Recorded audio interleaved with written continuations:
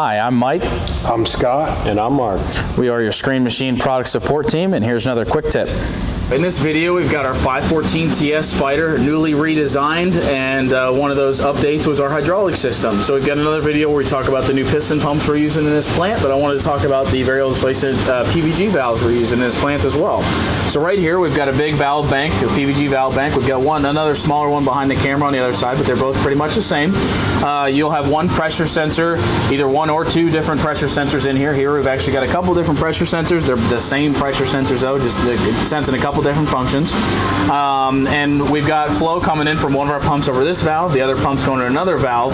But the nice thing about these variable displacement is we can now utilize these to really dial in our speeds for all of our belts via the display panel over there. So when you turn on a function, you'll actually see these handles move along with that function. The screws on the top are mechanical limits we set in here. You typically won't have to worry about it in the field unless we've got something else going on. But when you turn on a function, you'll actually see this handle move. And when you speed up that function, you'll see that handle move a little bit more. A nice thing about this is, let's say you turn on that main conveyor up there and it's not firing for some reason. First thing I would do is look at the pressure on the display and then come over here and actually take that handle and work it one way or the other and see if that belt actually moves, because again, these handles move when you turn the belt on. So it's a nice troubleshooting tool that you have right here as well.